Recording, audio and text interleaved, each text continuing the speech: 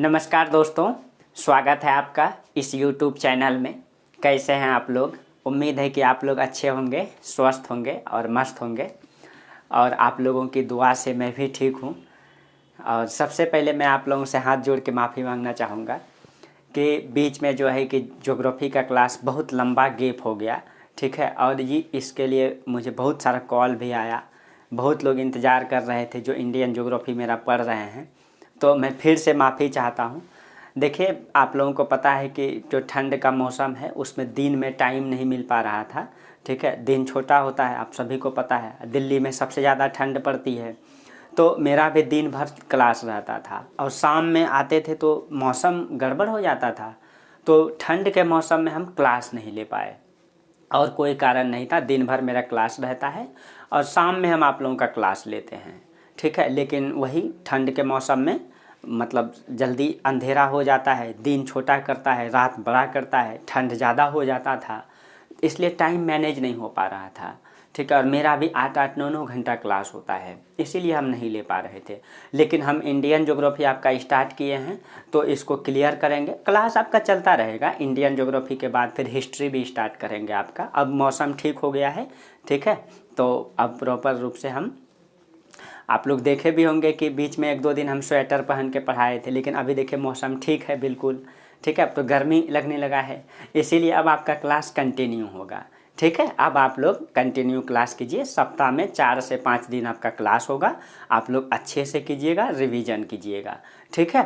अच्छे से आपको क्लास कराएंगे, इसमें कोई डाउट नहीं रहेगा आपको, ठीक है। चलिए, तो हम लोग पिछले क्लास में चर्चा कर रहे थे भारत का भौतिक विभाजन को हम लोग देखे थे।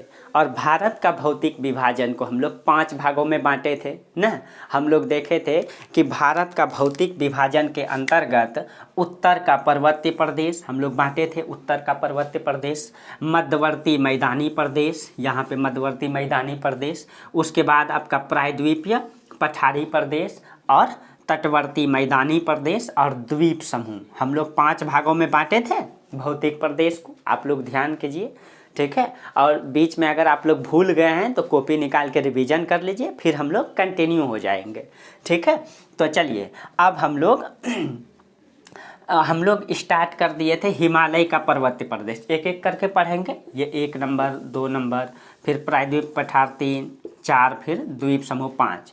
तो हम लोग उत्तर का पर्वतीय प्रदेश स्टार्ट कर दिए थे। उसमें हम लोग पढ़ भी लिए थे हिमालय की उत्पत्ति, हिमालय का उत्थान। याद कीजिए, हिमालय की उत्पत्ति कैसे हुआ, उसके लिए कौन कौन सा कारक उत्तरदायी था।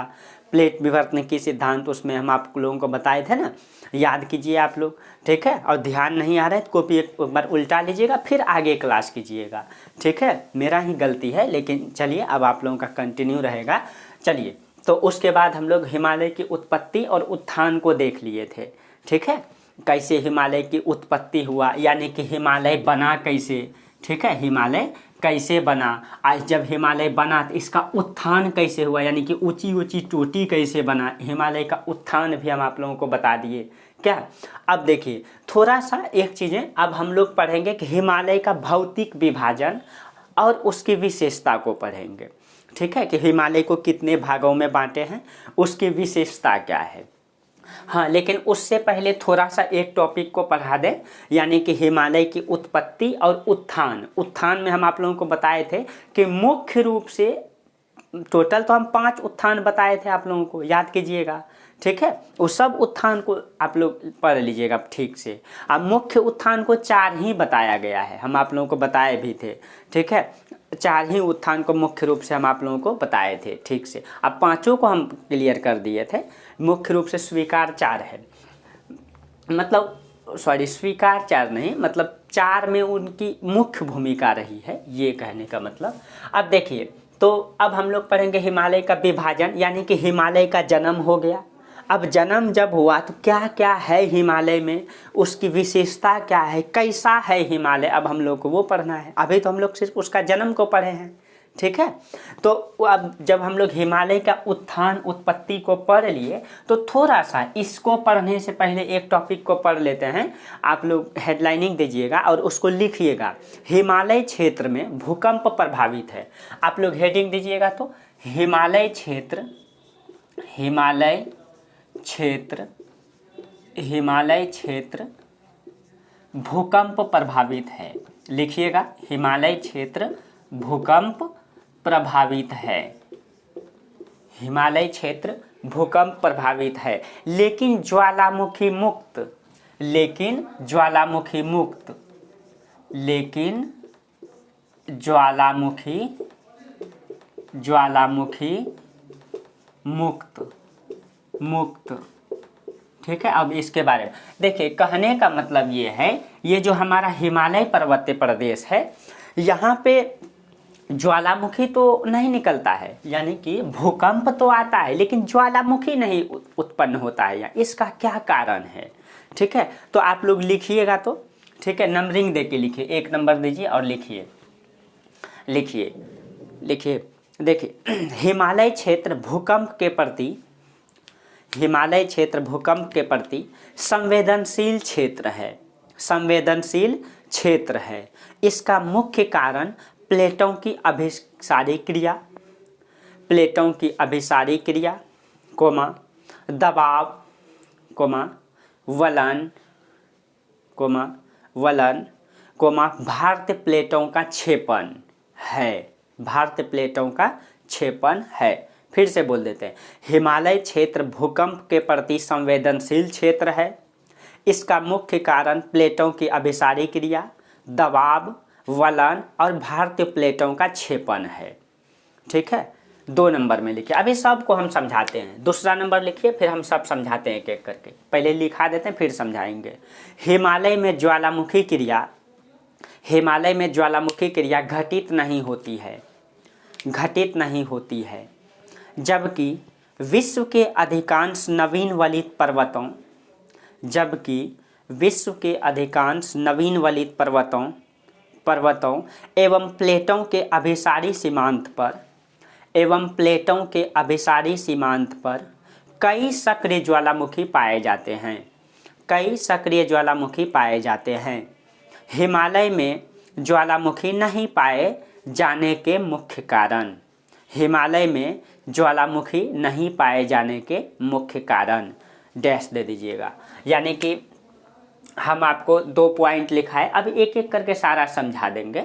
ठीक है, पहले हम लिखा है कि हिमालय जो है भूकंप के प्रति अधिक संवेदनशील क्षेत्र है। उसका कारण क्या है? उसका कारण है भारतीय प्लेटों में क्षेपण, प्लेटों की अभिसारी गति, दबाव, वलन। दूसरा पॉइंट हम आपको लिखा है कि ये हिमालय में ज्वालामुखी घटित नहीं होती है और विश्व का जो अधिकांश नवीन वलित पर्वत है उसमें ज्वालामुखी, उसकी सीमांत क्षेत्रों में ज्वालामुखी पाए जाते हैं। ठीक है, लेकिन भारत में जो हिमालय पर्वत प्रदेश है उसमें ज्वालामुखी नहीं पाए जाते हैं। उसका मुख्य कारण क्या है? तो आप लोग लिखे होंगे कारण। ठीक है, कारण अब डैश दे दीजिएगा। अब 2 का 1 नंबर लिखिए, पहले लिखा देते हैं फिर एक एक करके समझा देंगे। 2 का 1 नंबर लिखिए, लिखिए 1 नंबर में क्यों नहीं भारतीय हिमालयी क्षेत्र में ज्वालामुखी क्यों नहीं पाया जाता है? 1 नंबर में लिखिए, लिखिए भारतीय प्लेट और यूरेशियन प्लेट, भारतीय प्लेट और यूरेशियन प्लेट के सीमांत भाग, के सीमांत भाग का महाद्वीप प्रकृति के होने का कारण क्षेपण का दर कम है।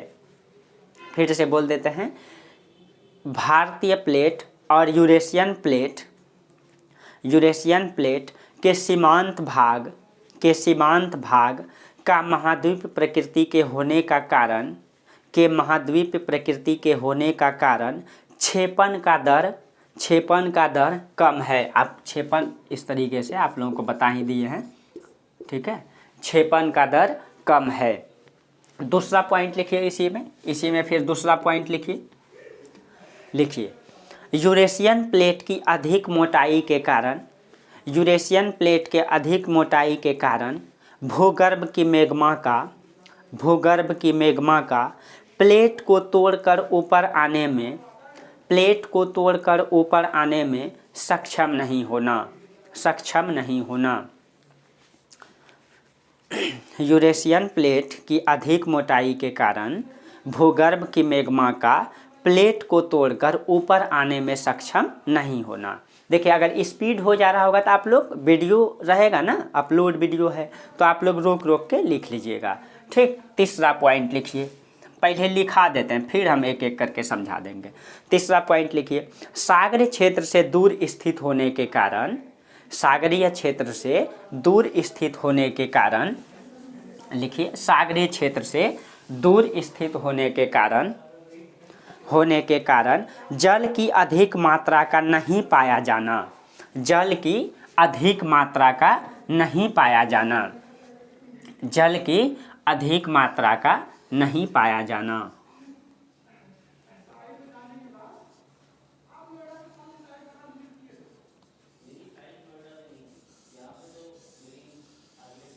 चलिए, नीचे नहीं भी बनेगा तो चलेगा, बस आपको समझाना है सिर्फ।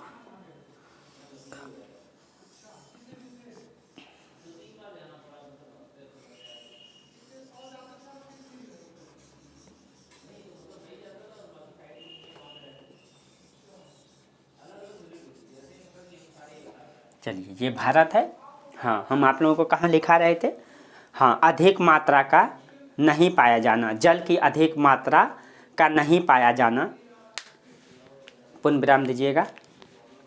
जल के वाष्पीकरण से, जल के वाष्पीकरण से उत्पन्न जलवाष्प, जल के वाष्पीकरण से उत्पन्न जलवाष्प मैग्मा को ऊपर की ओर गति प्रदान करता है, मैग्मा को ऊपर की ओर गति प्रदान करता है। 3 पॉइंट हम लिखा है। देखिए, हम आपको बताए कि ये जो हिमालय का पर्वतीय प्रदेश है, ये आपका हिमालयी पर्वत प्रदेश है। ठीक है, ये हिमालयी पर्वतीय प्रदेश, ये हिमालयी पर्वतीय प्रदेश है। देखिए, अब हम ये कह रहे हैं कि हिमालय पर्वत प्रदेश में भूकंप तो आता है, यहाँ पे भूकंप तो आता है, लेकिन यहाँ ज्वालामुखी, यहाँ पे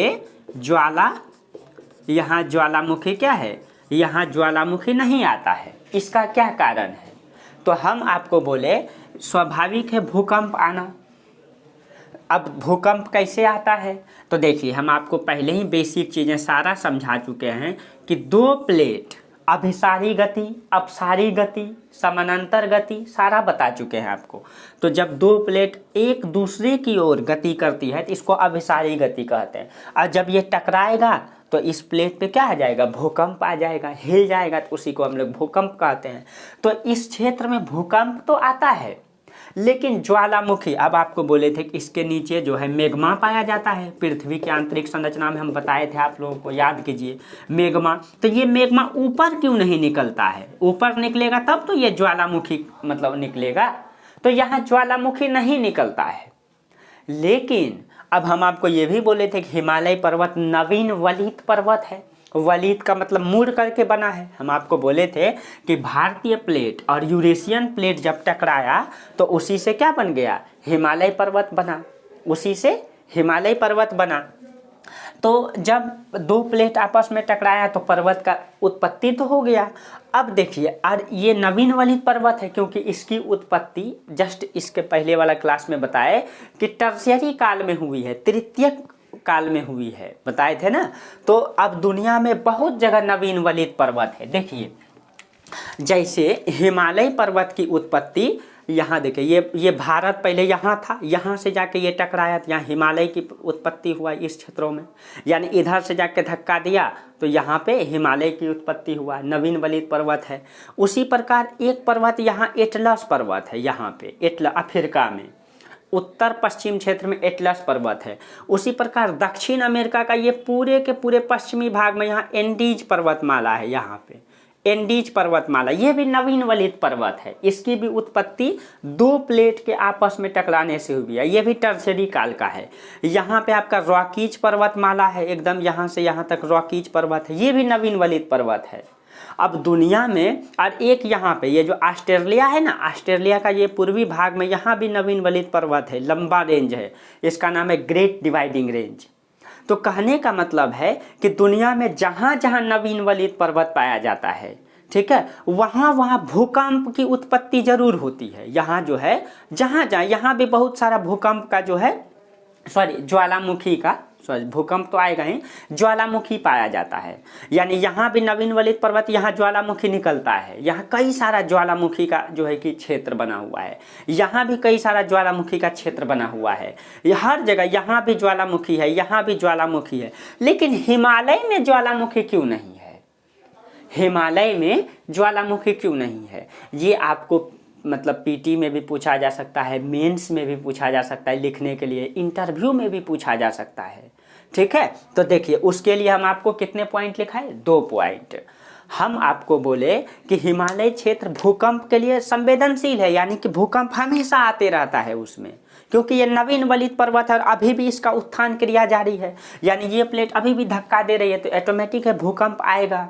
ठीक है, तो भूकंप तो इसमें आता है, ठीक है, लेकिन इसमें ज्वालामुखी उत्पन्न नहीं होता है। तो इसके लिए हम आपको 2 पॉइंट दिए। हाँ, अब उसमें आपको बोले कि भूकंप के प्रति संवेदनशील है, उसका कारण क्या है? 2 प्लेटों की अभिसारी क्रिया, यानी कि 2 प्लेट जब एक दूसरे की ओर गति कर रही है तो यहाँ ऑटोमेटिक भूकंप आएगा। उसके बाद हम बोले दबाव। अब आपको बोले कि यहाँ पे जो हिमालय पर्वत है उसका दबाव पड़ता है, ठीक है, बाह्य दबाव, बहुत सारा दबाव पड़ता है, जिसके कारण से दबाव भी काम करता है। तीसरा हम आपको बोले थे, फर्स्ट पॉइंट में जाइएगा, वलन। वलन का मतलब मुड़ना, उसके कारण भी भूकंप उत्पन्न होगा। अब बताए थे भारतीय प्लेटों का क्षेपण।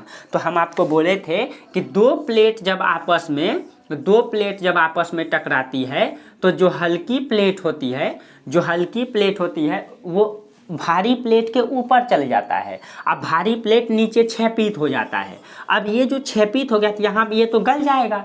अब यहाँ मेग्मा ज़्यादा हो गया, ये मेग्मा जब ज़्यादा हो गया तो यहाँ दबाव पड़ेगा ना, तो ये कहाँ ऊपर उठना चाहेगा, ये कहाँ जाना चाहेगा? ऊपर उठना चाहेगा। लेकिन जब ये ऊपर नहीं उठेगा तो वो ज़्यादा जोर से भूकंप लाएगा। उस क्षेत्रों में क्या होगा? ज़्यादा जोर से भूकंप लाएगा। ठीक है, तो इस कारण से भूकंप तो आ जाती है।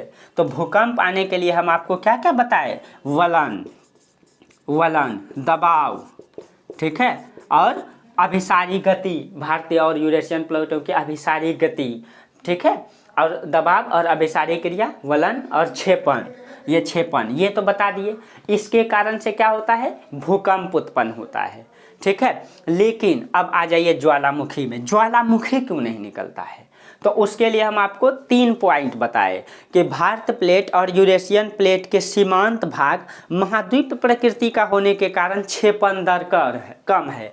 इस कहने का मतलब ये जो भारतीय प्लेट है, मान लीजिए ये वाला भारतीय प्लेट हो गया, ये इसके ऊपर वाला भाग ये यूरेशियन प्लेट हो गया। ये दोनों का दोनों महाद्वीप प्रकार का है, ये दोनों का दोनों महाद्वीपीय प्रकार का है। ये भी महाद्वीपीय प्रकार का प्लेट है। अब दोनों महाद्वीपीय प्रकार का प्लेट है, इसीलिए दोनों में क्षेपण दर कम है। यानी कि ये जब ये भारी प्लेट नीचे धंस गया तो इसका क्षेपण दर कम है। क्यों?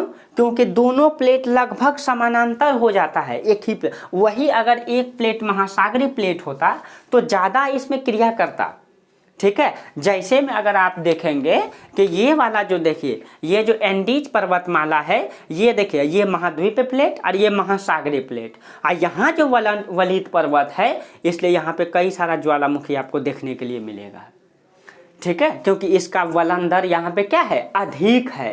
और यहाँ अब देखिए वलन दर का मतलब नीचे जाके ये गलना, इसी को तो वलन कहेंगे, मुड़ना, मुड़ जाना। ठीक है, मुड़ जाना, वलन दर कम है। अब मुड़ेगा, जितना ज़्यादा मुड़ेगा उतना ज़्यादा यहाँ पे मेग्मा बनेगा, उतना ही ऊपर दबाव बनेगा, लेकिन इसका वलन दर कम है। दूसरा पॉइंट हम आपको लिखा है कि यूरेशियन प्लेट की अधिक मोटाई के कारण भूगर्भ का मेग्मा प्लेट को तोड़कर ऊपर नहीं आता है, यानी आ पाता है, सक्षम नहीं है आने में। यानी कि अब दोनों प्लेट, यूरेशियन प्लेट अधिक मोटा है, अब ये भारतीय प्लेट नीचे धंस भी गया, यहाँ मेग्मा बन भी गया, ठीक है, ये यहाँ पे वलित होकर क्षेपित हो भी जाता है, तो यहाँ मेग्मा ऊपर दबाव तो डालता है, लेकिन ये इतना मोटा है कि ये ऊपर निकल नहीं पाता है। इसीलिए यहाँ पे भूकंप आकर के ही रह जाता है, मेग्मा नहीं निकल पाता है, ज्वालामुखी नहीं निकल पाता है। ठीक है, तो आप लोग समझ गए होंगे। तीसरा पॉइंट बताए कि सागरीय क्षेत्र से दूर होने के कारण। अब देखिए सागर कहाँ है, यहाँ है, एक सागर यहाँ है। अब ये सागर क्षेत्र से बहुत ज़्यादा दूर है, ठीक है, ये वाला पर्वत बीच वाला भाग में आ जाता है। इसके कारण से क्या होता है, अगर यही सागर क्षेत्र के नज़दीक होता तो भूगर्भ में जो है कि जल की मात्रा होता, तो वो जल क्या करता, जलवाष्प बन के धीरे धीरे ऊपर उठता। अब वो जलवाष्प बन के धीरे धीरे ऊपर उठता तो वहाँ की मिट्टी को क्या कर देता, वो कमज़ोर कर देता, जिसके कारण से मेग्मा उस पहाड़ को तोड़ के ऊपर आ जाता। लेकिन वो समुद्र क्षेत्र से दूर है, इसीलिए उसको तोड़ने में सक्षम नहीं है। इसीलिए वहाँ भूकंप तो आता है लेकिन ज्वालामुखी उत्पन्न नहीं हो पाता है, ठीक है। तो अब आपसे अगर कोई पूछेगा कि हिमालय क्षेत्र भूकंप प्रभावित तो है लेकिन ज्वालामुखी नहीं निकलती है, तो इसका क्या कारण है आप बता सकते हैं? कि भूकंप आने का कारण तो एक तो नवीन वलित पर्वत है, अभी भी उत्थान जारी है, तो उसके कारण भूकंप आता है। दूसरा, भारतीय प्लेट अभी भी क्षेपित हो रहा है, इसलिए उत्थान जारी है, भूकंप आता है। दबाव पड़ता है उसके कारण से, ठीक है, तो वलन हो गया, दबाव हो गया, ठीक है। और अभिसारी क्रिया अभी भी हो रही है, भारतीय प्लेट और यूरेशियन प्लेट एक दूसरे की ओर अभी भी अग्रसित है, तो इसके कारण भूकंप तो आता है। अब बोलिएगा ज्वालामुखी क्यों नहीं आता है, तो इसके लिए हम आपको क्या क्या बताएं। एक तो समुद्र क्षेत्र से दूर होने के कारण, दूसरा यूरेशियन प्लेट की मोटाई अधिक होने के कारण, न यूरेशियन प्लेट की मोटाई अधिक होने के कारण, तीसरा दोनों प्लेट महाद्वीपीय प्रकार की प्लेट है, इसीलिए वलन दर कम है, मुड़ने की दर कम है, इसीलिए क्या होता है, भूकंप तो आता है लेकिन ज्वालामुखी उत्पन्न नहीं होता है, ठीक है। अच्छे से आप लोग समझ गए। देखिए आप लोग किसी भी क्वेश्चन को सॉल्व कर लेंगे, ठीक है, यूपीएससी का भी क्वेश्चन सॉल्व हो जाएगा, अच्छे से हो जाएगा। बस आप लोग अच्छे से कर लीजिए, एक एक पॉइंट को अच्छे से याद कर लीजिए। याद क्या करना है, कॉन्सेप्ट, हम किसी भी चीज़ को हम रटा तो नहीं रहे हैं, एक एक चीज़ों को तोड़ तोड़ के समझा देते हैं, और जहाँ दिक्कत हो आप कमेंट कर दीजिए, ठीक है। चलिए अब लिखिए, अब एक हेडिंग और दीजिए। अब देखिए, अब आपको पता है कि हिमालय में लैंडस्लाइड भी होता है ना। लैंडस्लाइड का मतलब भूमि का टूट टूट करके गिरना, लैंड मतलब भूमि, स्लाइड मतलब ससरना, सड़कना, ठीक है, तो उसी को इंग्लिश में लैंडस्लाइड कहते हैं। अब लैंडस्लाइड भी हिमालय में होता है, आप लोग पता है हर साल दुर्घटना होती है उत्तराखंड में, हिमाचल में न, हर साल बस दुर्घटना, पहाड़ के गिर जाने के कारण कई सारा घर जो है कि तबाह हो जाता है हर साल। तो अब एक हेडिंग दीजिए, लिखिए, हिमालय का भूस्खलन के प्रति संवेदनशील होने का कारण। हिमालय का भूस्खलन, हिमालय का भूस्खलन, हिमालय का भूस्खलन के प्रति संवेदनशील, भूस्खलन के प्रति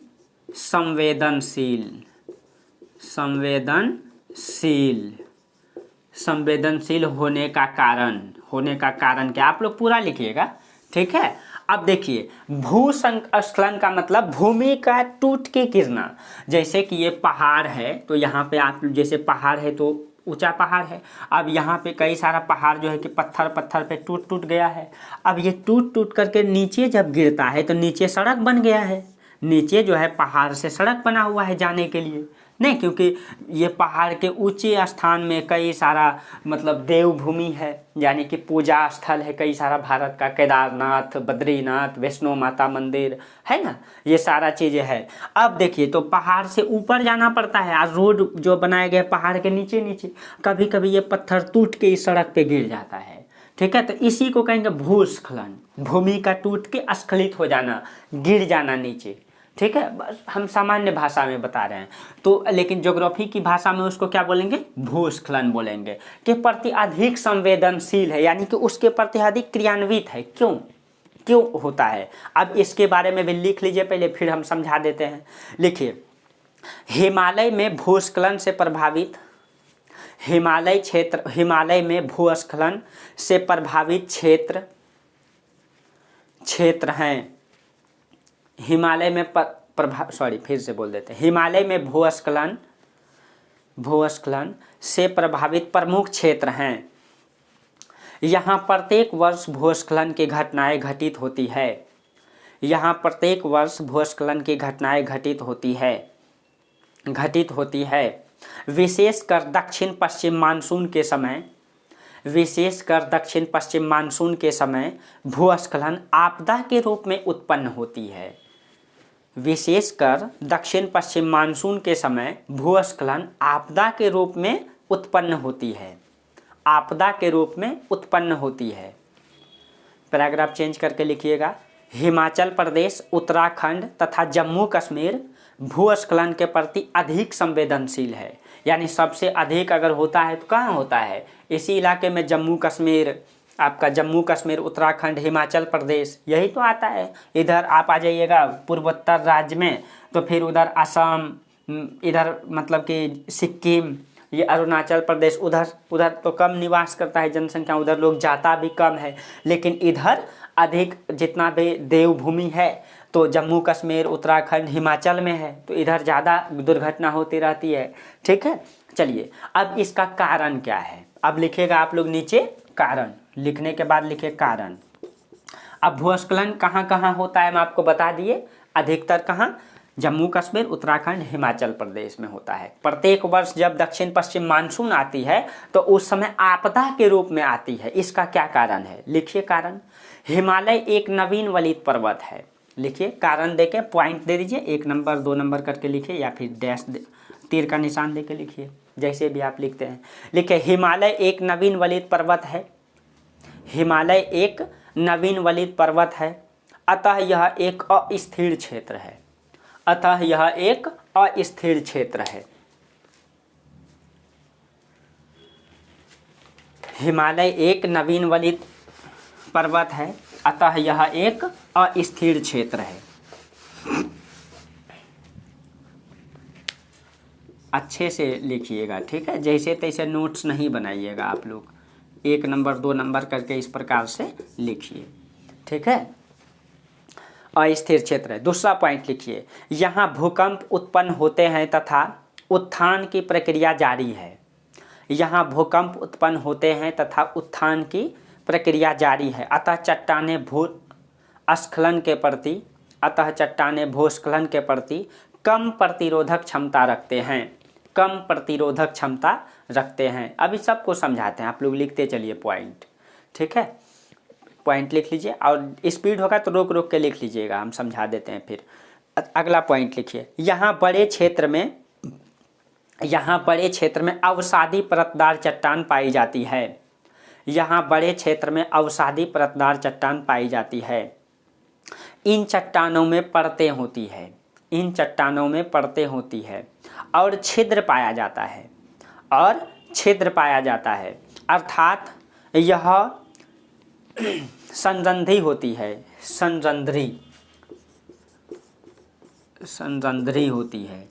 ठीक है, संरंध्री होती है, यानी कि रंध्र पाया जाता है, उसमें छोटा छोटा छिद्र पाया जाता है। अर्थात यह संरंध्री होती है जिसमें जल का प्रवेश आसानी से हो जाता है और यह कमज़ोर हो जाती है। जिसमें जल का प्रवेश आसानी से हो जाती है और यह कमज़ोर हो जाती है। ये आप लोग 3 पॉइंट लिख लिए। उसके बाद पैराग्राफ चेंज करके लिखिए।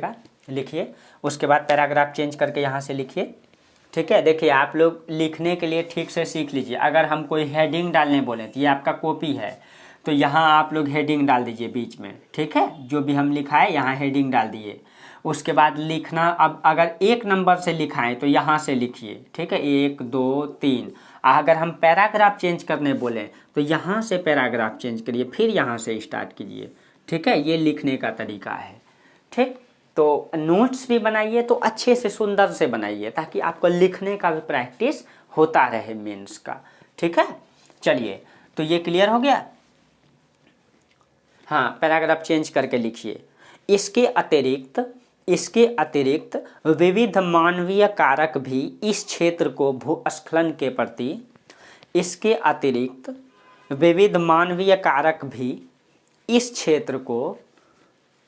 भूस्खलन के प्रति संवेदनशील बनाता है, संवेदनशील बनाता है।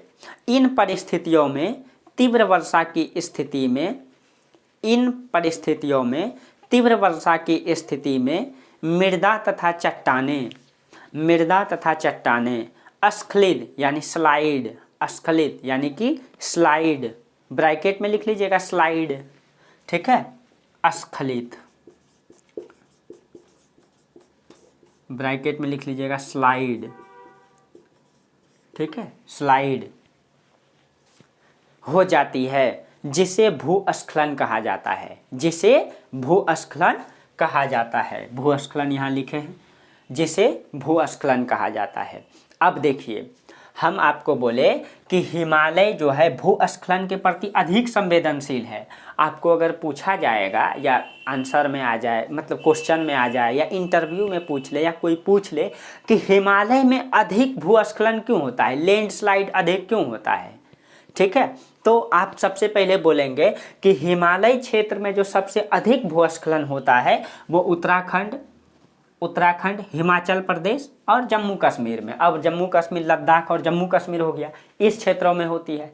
अब बताएंगे कि इसका क्या कारण है, तो अब आप बताएंगे दूसरा, जब दक्षिण पश्चिम मानसून आती है तो बारिश होती है, ठीक है, क्या होती है, बारिश होती है। अब जब बारिश होती है तो वो हिमालय क्षेत्र में भी वर्षा कराती है, ठीक है, हालांकि हम बारिश में अलग बताएंगे, पश्चिमी विक्षोभ ये सब चीज़ें, ठीक है, लेकिन जब दक्षिण पश्चिम मानसून होती है लगभग पूरे भारत में बारिश होती है, उस समय यहाँ भी बारिश होती है।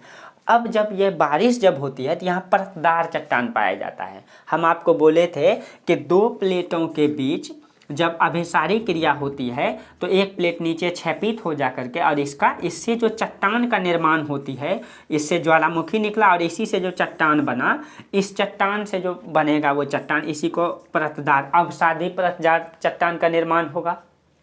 अब ये अवसादी परतदार चट्टान में परत पाया जाता है और बीच बीच में उसका छिद्र होता है। ये चट्टान ठोस नहीं होता है, ये चट्टान जो है ठोस नहीं होता, इसके बीच बीच में छिद्र पाया जाता है जो हम लोगों को नंगी आंखों से नहीं दिखाई देता है, ठीक है। अब देखिए इस प्रकार से ये चट्टान है, बीच बीच में इसका गैप है। जब बारिश पड़ती है तो इस गैप में पानी भर जाती है। अब पानी भर जाती है, अब देखिए, अब दो चट्टान, इस बीच में पानी भर गया, एक चट्टान ये और एक चट्टान ये, इस बीच में पानी हो गया तो गैप हो गया। अब गैप हो गया तो हिमालय में ऐसे करके है, एक यहाँ चट्टान एक यहाँ चट्टान, बीच में यहाँ से पानी आया और इस गैप में भर गया। अब ये स्वाभाविक है कि ये पत्थर घरक के कहाँ आ जाएगा, थोड़ा सा भी हिलेगा तो ये पत्थर नीचे गिर जाएगा और ये यहाँ सड़क को प्रभावित करेगा। अगर यहाँ गाड़ी चल रहा होगा तो उस गाड़ी पे गिर जाएगा जिससे दुर्घटना होगी, ठीक है। तो हम आपको एक एक पॉइंट में समझा दिए अच्छे से कि पहला हिमालय नवीन वलित पर्वत है, अतः यह अस्थिर है। नवीन वलित पर्वत है, अभी भी वलन क्रिया जारी है, इसका मतलब धीरे धीरे उसका उत्थान हो रहा है, क्रिया कर रहा है, गति कर रहा है, ठीक है। उस स्थिति में हम लोगों को पता नहीं चलता है, लेकिन वो अपने आप में धीरे धीरे ऊपर तो उठ रहा है। इसीलिए तो हर साल जो है एवरेस्ट की चोटी 1 मीटर बढ़ जा रहा है, ये इसका उदाहरण है, ठीक है। इसीलिए जब ये गति करती है तो ये पत्थर और भी स्लाइड होकर नीचे आ जाती है जिससे दुर्घटना होती है। एक तो ये है कि ये एक नवीन वलित पर्वत है। दूसरा, भूकंप उत्पन्न होता है, उत्थान की प्रक्रिया जारी है। हम आपको भूकंप के लिए पहले ही बता दिए कि भूकंप कैसे आता है इससे पहले, ठीक है। और इसमें अभी भी ये क्या है, उत्थान की क्रिया जारी है जिसके कारण से यहाँ पे भूस्खलन होता है, ठीक है। तीसरा पॉइंट बताया, यहाँ अवसादी परतदार चट्टान पाया जाता है। आपको तीनों पॉइंट अच्छे से समझा दिए कि पहला ये नवीन वलित पर्वत है, दूसरा यहाँ भूकंप उत्पन्न होता है, तीसरा अवसादी परतदार चट्टान पाया जाता है जिसमें उसमें पानी, यानी कि ये पहाड़ है अच्छे से, यहाँ पे ये टूटा टूटा पत्थर है, ठीक है, एकदम इसमें चिपका हुआ है, ठीक है, चिपका हुआ है। लेकिन जैसे बारिश पड़ा तो अब देखिए यहाँ पे मिट्टी भरा हुआ है, ये मिट्टी भर के चिपका हुआ है लेकिन पता नहीं चलेगा, लेकिन बीच बीच में ये क्या है, गैप है ना। अब बारिश पड़ेगा तो इसमें पानी भर जाएगा। अब ये वाला जो पत्थर है इन दोनों के बीच जुड़ाव कम हो जाएगा, थोड़ा सा हिलेगा तो ये कहाँ आ जाएगा, नीचे से सड़क जाएगा। और यहाँ अब रोड बन चुका है तो यहाँ अगर गाड़ी अगर चलेगा संजोग से तो ये प्रभावित होगा, इसी में गिर जाएगा, इससे दुर्घटना हो जाएगी। तो यही लैंडस्लाइड इसी को कहते हैं, ठीक है। तो आप लोग अच्छे से समझ लीजिएगा, 2-3 पॉइंट आप अच्छे से बता सकते हैं क्या क्या कारण है। क्योंकि वो संवेदनशील है, क्योंकि नवीन वलित पर्वत है। दूसरा, वो भूकंप के प्रति अधिक संवेदनशील है नवीन वलित पर्वत होने के कारण। दूसरा, वलन की क्रिया, उत्थान की क्रिया अभी भी जारी है। तीसरा, इसमें परतदार चट्टान पाया जाता है। इसके अतिरिक्त जो मानवीय कारक है, मानवीय कारक ने क्या किया, अब देखिए ये जो चट्टान हुआ करता था तो यहाँ पेड़ पौधा बहुत ज़्यादा था, तो पेड़ पौधा की जो जड़ें हैं इन पत्थरों को जकड़ के रखता था, इन पत्थरों को जकड़ के रखता था। लेकिन मानव ने क्या किया, इस पेड़ को, हरे भरे पेड़ को क्या किया, काट दिया। इस हरे भरे पेड़ को काट दिया तो इसका जड़ भी सड़ गया। ठीक है। अब जो ये पत्थर है इसलिए अब और अधिक सड़कने में, मतलब पहले तो है कि इसको जकड़ के रखता था, लेकिन जनसंख्या बढ़ा, इसको जंगल की कटाई होने लगी पहाड़ों में। ठीक है। जिसके कारण से भी लैंडस्लाइड, मानव कारण, प्लस में मानव घर जो बनाने लगा उस क्षेत्रों में, तो पहाड़ को ही काट के और उसका मतलब रूप को चेंज कर दिया गया। कहते हैं ना, अगर प्रकृति के साथ आप खिलवाड़ नहीं कर सकते हैं, प्रकृति अपने नियमों से चलती है।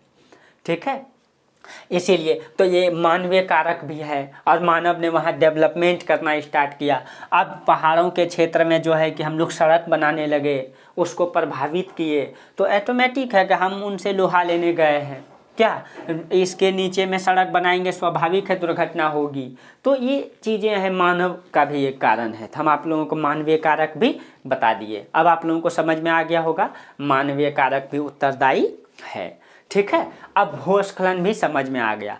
अब देखिए, अब हम लोग आएंगे मुख्य टॉपिक में, हिमालय का भौतिक विभाजन तथा भौतिक विशेषताएं। ठीक है। देखिए अब वो क्लियर हो गया, आप लोग अच्छे से रिवीजन कीजिएगा। अब हम लोग का जो मुख्य टॉपिक है, हिमालय का भौतिक विभाजन तथा भौतिक विशेषताएं, यानी कि विभाजन और उसकी क्या क्या विशेषता है, अब उसको जानना है। आप लोग मैपिंग हाथ से करने के लिए सीखिएगा। ठीक है। जिनसे नहीं हो पा रहा होगा तो आप मैप ले लीजिएगा, इंडियन मैप मार्केट में मिलता ही है। ठीक है। दुकान में मिल जाएगा, उसी में बनाइएगा। लेकिन कोशिश कीजिए कि हाथ से बनाने का मैप। ठीक है। थोड़ा टेढ़ा बनेगा, कोई बात नहीं है, बस समझ में आना चाहिए। ठीक है। शुरू में धीरे धीरे प्रैक्टिस कीजिए हाथ से बनाते बनाते, क्योंकि एग्ज़ाम में आप तो मैप लेके जाएंगे नहीं, और मैपिंग अगर ठीक से कर लेंगे तो आपका मार्क्स बढ़ जाता है मेंस में।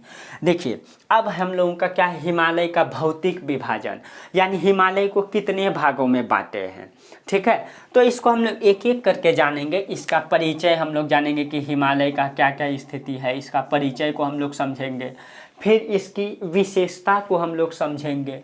ठीक है। इसकी विशेषता को हम लोग समझेंगे, विशेषता। फिर इसका विभाजन को हम लोग देखेंगे, विभाजन। ठीक है। विभाजन में इसको हम लोग 2 भागों में बांटे हैं। ठीक है। विभाजन में 2 भागों में बांटे, एक है आपका ट्रांस हिमालय, दूसरा है आपका मुख्य हिमालय। ट्रांस हिमालय और मुख्य हिमालय। ठीक। मुख्य हिमालय, जो ट्रांस हिमालय है, इसको भी 2 भागों में, ऐसे तो 3 भागों में कहा जाता है, लेकिन कुछ ज्योग्राफर मतलब 2 भाग, मतलब अधिकतर माना जाता है 2 भाग, लेकिन बहुत सारे ज्योग्राफर 3 भी बता रहे हैं। ठीक है। ट्रांस हिमालय को हम लोग कहते हैं काराकोरम हिमालय, कोरम हिमालय, लद्दाख हिमालय, काराकोरम लद्दाख, और जास्कर हिमालय, जास्कर। देखिए इस जास्कर को इसी का हिस्सा कोई कोई बता देता है। जैसे मुख्य हिमालय है ना, अभी आपको समझाएंगे। मुख्य हिमालय को 3 भागों में बांटे हैं। ठीक है। मुख्य हिमालय, इसको लिख दीजिए 1 और 2। ठीक। और इसका 2 हो गया, 3 हो गया, और मुख्य हिमालय को 3, इसको हम लोग लिखेंगे ट्रांस हिमालय, सॉरी ट्रांस तो हो गया, वृहद हिमालय, मध्य हिमालय और शिवालिक हिमालय। इसका भी कई सारा नाम है, जब अभी बृहद से चर्चा करेंगे ना तो अभी सब बताएंगे आपको। ठीक है। जैसे कि वृहद हिमालय को हिमाद्री हिमालय भी कहते हैं। ठीक है। इस मध्य हिमालय को लघु हिमालय भी कहते हैं। ठीक है। शिवालिक को निम्न हिमालय भी कहते हैं, या दक्षिणी हिमालय कहते हैं इसको बाह्य हिमालय, इसको दक्षिणी हिमालय, सबसे दक्षिण में स्थित है, इसीलिए इसको दक्षिणी हिमालय भी कहते हैं। ठीक, लघु हिमालय और ये मध्य हिमालय, लघु हिमालय, इसको हिमाचल हिमालय भी कहते हैं, हिमाचल हिमालय भी कहते हैं। ठीक है, तो देखिए अब हम लोग पढ़ेंगे हिमालय का विभाजन। हिमालय का विभाजन को हम लोग दो भागों में बांटे, ट्रांस हिमालय, मुख्य हिमालय। ट्रांस हिमालय को तीन भागों में, काराकोरम, लद्दाख, जास्कर। मुख्य हिमालय को भी तीन भागों में, वृहद हिमालय, मध्य हिमालय, शिवालिक हिमालय। ठीक है, पहले इसको हम लोग मैपिंग कर लेते हैं, फिर आगे बढ़ेंगे। ठीक, तो आप लोग भी मेरे साथ साथ मैप बनाइए।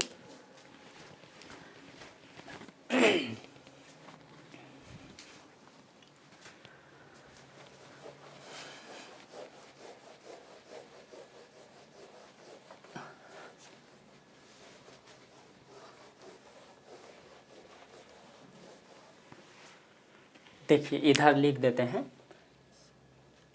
तो विभाजन में भौतिक विभाजन लिखिएगा, भौतिक विभाजन, हम सिर्फ विभाजन लिख देते हैं। तो इसको दो भागों में बांटें, एक भागों में हो जाएगा ट्रांस हिमालय, ट्रांस हिमालय, और दूसरा में हो जाएगा मुख्य हिमालय, दूसरा में मुख्य हिमालय, मुख्य हिमालय। ठीक, और ट्रांस हिमालय। तो ट्रांस हिमालय है, इसको दो भागों में बांटे हैं, या तीन भाग भी कहा दिया जाता है इसको काराकोरम, लद्दाख और जास्कर। और मुख्य हिमालय को, इसको भी वृहद हिमालय, इसको हाँ वृहद हिमालय, वृहद हिमालय, मध्य हिमालय, मध्य हिमालय और शिवालिक हिमालय। पहले नाम लिख ही दिए तो पूरा क्या लिखेंगे बस। अब देखिए इसको मैपिंग में समझते हैं हम लोग। मैप आप लोग भी बनाइएगा।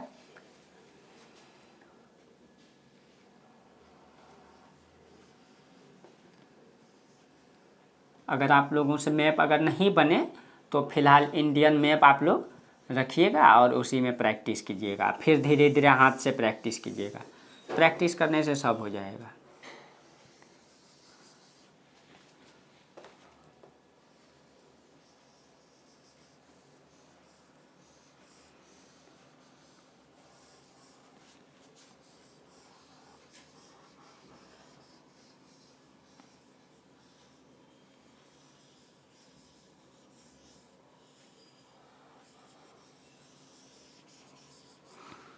देखिए भारत थोड़ा टेढ़ा हो गया ना, चलिए कोई बात नहीं है।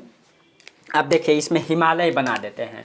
सबसे पहले ट्रांस हिमालय हम बोले, जो ट्रांस हिमालय है ये है काराकोरम श्रेणी, ये है लद्दाख श्रेणी और ये है जास्कर श्रेणी। ठीक है, तो देखिए ये हो जाएगा आपका, सबका नाम लिखेंगे अभी। उसके बाद ये हो जाएगा आपका वृहद हिमालय, वृहद हिमालय। उसके बाद यहाँ पे सबसे नीचे वाला पहले बना देते हैं शिवालिक हिमालय, और उसके बाद मध्य हिमालय। ठीक है, मध्य हिमालय। देखिए तीन हिमालय हम बताए। ठीक, इसको ये वाला इधर मुड़ा हुआ है, इसको भी अभी बताएंगे बाद में। पहले यहाँ देखिए, हम आपको बोले ट्रांस हिमालय, जो ये वाला है ना, ये वाला, इसका नाम लिख देते हैं ये वाला। एक सेकेंड।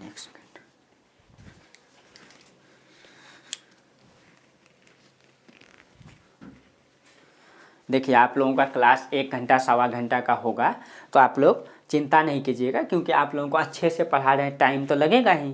तो आप लोग छोटा वीडियो का ये उम्मीद नहीं रखिएगा, क्योंकि जितना छोटा होगा उतना कम पढ़ाई होगा। अच्छा से पढ़िएगा तो 1 घंटा सवा घंटा 1.5 घंटा भी पढ़ाएंगे आप लोगों को।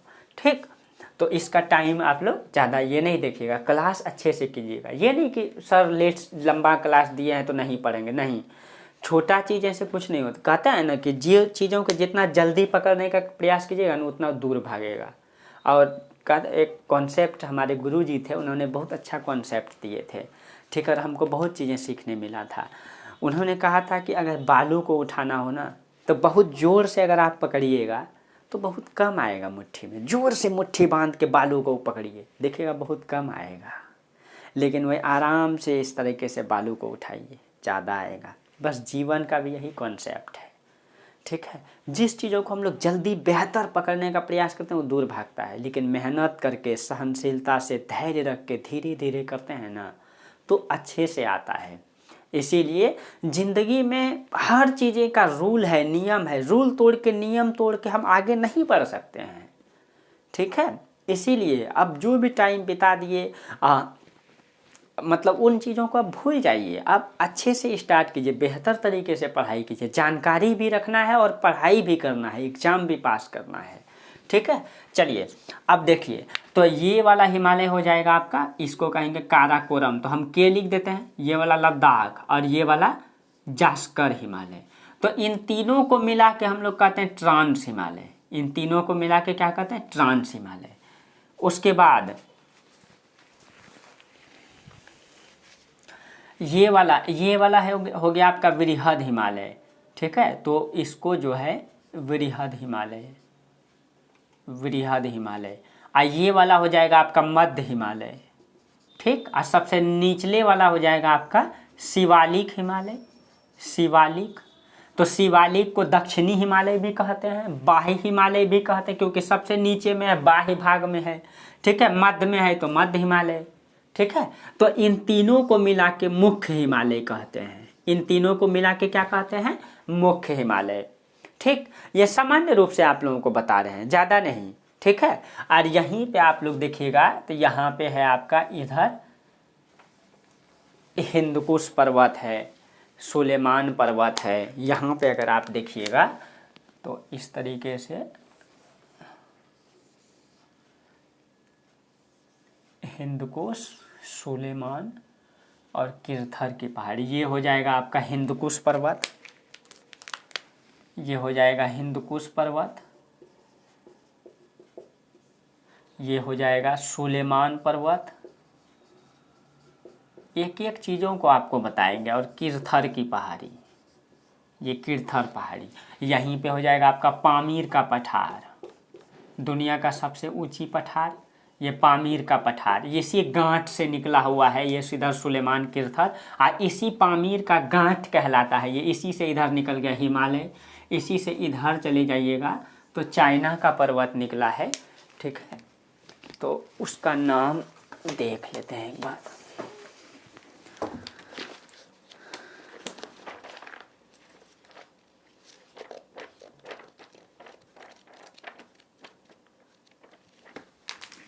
उसका मैपिंग आप लोगों को दे देंगे, ठीक है। पूरा कुनलुन है और कई सारा पर्वत है, कुनलुन है, फिर इधर आ जाइएगा तो कैलाश की रेंज है यहाँ पे, तो इसी का हिस्सा है सारा। ये जो पामीर का गांठ है ना, इस गांठ से इधर कई सारा रेंज निकला हुआ है, जैसे इधर हिंदकुश का भाग और दूर तक ये तुर्की तक गया हुआ है। फिर ये सुलेमान किरथर, ये अफगानिस्तान पाकिस्तान की सीमा रेखा है, ठीक। और ये वाला जो है इधर कुनलुन पर्वत है, कुनलुन पर्वत, कुनलुन पर्वत, इधर और कई सारा पर्वत। फिर इसी का हिस्सा इधर कैलाश पर्वत है, फिर यही इसी का हिमालय पर्वत, ये इसी का गांठ का हिस्सा है, इस प्रकार से, ठीक है। आपको वो मैपिंग हम दिखाते, अभी मिल नहीं रहा है, ठीक है। तो बुक रखा हुआ है, उसमें अच्छे से दिया हुआ है, तो वो बुक आपको दिखाते, आप लोग उसी तरह बना लेते। चलिए ठीक है, फिर भी ये काफ़ी है, ठीक है। अगले में और अच्छे से कर देंगे मैपिंग। देखिए, तो अब हम लोग देख लिए कि भौतिक विभाजन को अगर हम देखेंगे तो मुख्य रूप से हिमालय को कितने भागों में बांटे हैं, ट्रांस हिमालय, मुख्य हिमालय। ट्रांस हिमालय में काराकोरम, लद्दाख, जास्कर, मुख्य हिमालय में वृहद, मध्य हिमालय, शिवालिक हिमालय। देखिए, अब कुछ भूगोलवेत्ता का मानना है ये जो जास्कर की श्रेणी है ना और ये वृहद हिमालय, इन दोनों के यहाँ पे हम इतना ज़्यादा गैप दिखाए हैं ना, लेकिन इतना गैप है नहीं, मुख्य रूप से ना ऐसे करके है, जैसे ये वृहद हिमालय तो ऐसे करके है, ठीक है, ऐसे करके है। तो माना जाता है, कुछ भूगोलवेत्ता कहता है कि नहीं, ये वृहद का ही हिस्सा है, ये मतलब जास्कर श्रेणी वृहद का ही हिस्सा बताता है। ट्रांस हिमालय में दो ही हिमालय बताते हैं, काराकोरम और लद्दाख। और वृहद हिमालय में मुख्य हिमालय में वृहद, मध्य और शिवालिक, और इसी का हिस्सा बता दिया जाता है जास्कर को। हम आपको यही क्लियर कर दिए, लेकिन हम आपको अलग से इसी में बांट के पढ़ा देंगे। जास्कर को हम ट्रांस में रख देंगे, ठीक। अगर कोई पूछ भी दे, अगर क्वेश्चन में ऐसा आ जाए, ठीक है, तो आप लोग यहीं पे क्लियर कर दिए हम। अगर आ जाए कि जास्कर हिमालय निम्नलिखित में किसका हिस्सा है, तो अगर ट्रांस आएगा तो ट्रांस दे दीजिएगा, ठीक। लेकिन अगर उसमें डाउट वाला रहेगा कि वृहद हिमालय का हिस्सा है, तो बहुत सारा भूगोलवेत्ता वृहद भी कहता है और कुछ लोग ज़्यादातर वृहद कहता है, ठीक है, तो उसमें ट्रांस ऑप्शन नहीं रहेगा। ठीक है, ऐसे ज़्यादातर रहता है लद्दाख, काराकोरम और लद्दाख। काराकोरम लद्दाख आप जानिए ट्रांस का हिस्सा है। ठीक है, तो इस प्रकार से होता है। अगर पूछेगा मुख्य हिमालय का हिस्सा कौन कौन सा है, दे देगा, क्वेश्चन आएगा मुख्य हिमालय का निम्नलिखित में कौन हिस्सा है, तो मुख्य हिस्सा दे देगा काराकोरम लद्दाख। ठीक है, जास्कर ये मुख्य हिमालय का हिस्सा है नहीं, अब एक इसका दे देगा वृहद हिमालय या शिवालिक हिमालय। इस प्रकार से क्वेश्चन आएगा। आप लोग क्वेश्चन बैंक निकाल के देखिए। ठीक है, क्वेश्चन अपने बनेगा, एक भी चीज़ें नहीं छूटेगा। चलिए, अब ये आप लोग परिचय समझ लिए। अब थोड़ा सा इसके बारे में लिखिए, फिर एक एक हिमालय करके हम आपको पढ़ाते हैं। पहले ट्रांस हिमालय पढ़ लेंगे, फिर मुख्य हिमालय में आएंगे। तो लिखिए थोड़ा सा पहले, फटाफट लिखिए। हिमालय का भौतिक विभाजन, हिमालय का भौतिक विभाजन उत्तर से दक्षिण, हिमालय का भौतिक विभाजन उत्तर से दक्षिण समानांतर श्रेणी के रूप में किया जाता है। हिमालय का भौतिक विभाजन उत्तर से दक्षिण समानांतर श्रेणी, समानांतर श्रेणी। देखिए काराकोरम लद्दाख जास्कर वृहद मध्य शिवालय एकदम उत्तर से दक्षिण कैसा है, समानांतर श्रेणी में बांटे हैं इसको। ठीक है, समझ में आया। ठीक, विभाजन उत्तर से दक्षिण समानांतर श्रेणी के रूप में किया जाता है। इन्हें विभिन्न घाटियां तथा भ्रंश, इन्हें विभिन्न घाटियां तथा भ्रंश एवं दरारें एक दूसरे से पृथक करती है, एक दूसरे से पृथक करती है। लिखते चलिएगा। भौतिक आधार पर, पैराग्राफ चेंज करके लिखिएगा। भौतिक आधार पर उत्तरी पर्वतीय क्षेत्र को दो मुख्य भाग में विभाजित किया जाता है। भौतिक आधार पर उत्तरी पर्वतीय प्रदेश को दो मुख्य भागों में विभाजित किया जाता है। एक नंबर में लिखिए, एक नंबर में ट्रांस हिमालय, दूसरा में लिखिए मुख्य हिमालय, मुख्य हिमालय लिखे। अब नीचे से लिखिए, अभी इसका विभाजन नहीं कीजिएगा, पहले लिख लीजिए, पैराग्राफ चेंज करके लिखिए। ट्रांस हिमालय को लिखिए, ट्रांस हिमालय लिखा है, अब लिखिए ट्रांस हिमालय को काराकोरम हिमालय और लद्दाख हिमालय में विभाजित किया जाता है। ट्रांस हिमालय को काराकोरम और लद्दाख हिमालय में विभाजित किया जाता है। पुण्य विराम दीजिएगा। लिखिए बृहद हिमालय के उत्तर में स्थित, बृहद हिमालय के उत्तर में स्थित होने के कारण जास्कर श्रेणी को भी कई भूगोलवेत्ता ट्रांस हिमालय में रखते हैं, लेकिन यह वृहद हिमालय का भाग है। तो कई सारे भूगोलवेत्ता ये जो है मतलब मुख्य वृहद हिमालय के उत्तर में होने के कारण इसको ट्रांस हिमालय का भाग मानता है, लेकिन यह है किसका भाग, ये वृहद हिमालय का ही भाग है वो। ठीक है, हम थोड़ा उधर ज़्यादा कर दिए, लेकिन इधर बना हुआ है। आप लोग एटलस में देखिएगा ठीक से, उसमें सारा दिखाई देगा आपको। ठीक है, एटलस में आपको सारा दिखाई देगा। लिखिए लेकिन यह वृहद हिमालय का भाग है। फिर पैराग्राफ चेंज कीजिए। ठीक है, अच्छे से, जैसे अब लिखा दिया हम ट्रांस हिमालय के बारे में, लिखे आप लोग। ठीक है, लिख लिए, फिर पैराग्राफ चेंज करके यहाँ से लिखना है कॉपी में। ठीक है, कॉपी में यहाँ से पैराग्राफ चेंज करके लिखिए।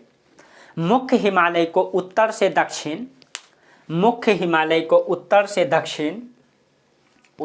दक्षिण तीन प्रमुख समानांतर श्रेणी में विभाजित किया जाता है। तीन प्रमुख समानांतर श्रेणी में विभाजित किया जाता है। लिखिए, यह क्रमशः बृहद हिमालय, मध्य हिमालय एवं शिवालिक हिमालय के रूप में है, देखिए लिखा भी दिए तो ठीक रहा, आप लोग को लिख लीजिएगा। अब लिखिए हिमालय के मध्य स्थित भ्रंश एवं दरारें। अब देखिए हमको कैसे पता चलता है हिमालय में कि ये वाला समानांतर श्रेणी अलग है, ये वाला समानांतर श्रेणी अलग है, ये वाला अलग है, इसको विभाजित कैसे करता है। तो देखिए अब आपको बता, जैसे कि ये श्रेणी है ना, ऐसे करके पर्वत लंबा दूर तक गया हुआ है, इसी प्रकार से ये लंबा दूर तक गया हुआ है। ठीक, इसी प्रकार से ये पर्वत लंबा दूर तक गया हुआ है। तो इस बीच में देखिए ये वाला बीच वाला पॉइंट, ये वाला बीच वाला भाग है।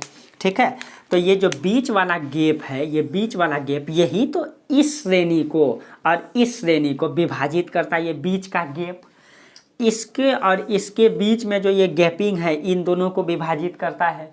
ठीक है, तो इसी को यहाँ पे भ्रंश, घाटी या दरार कहते हैं न, जिसको दर्रा भी कहते हैं। जो दो पर्वतों की चोटी का बीच के जो ये गैप है इसी को दर्रा कहते हैं, इसी को घाटी कहते हैं न, इसी में दरार उत्पन्न दरार कहते हैं।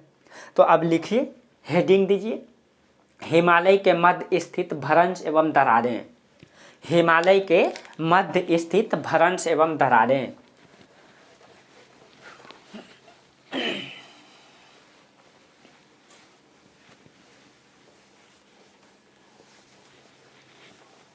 लिखिए, हिमालय के मध्य स्थित भ्रंश एवं दरारें।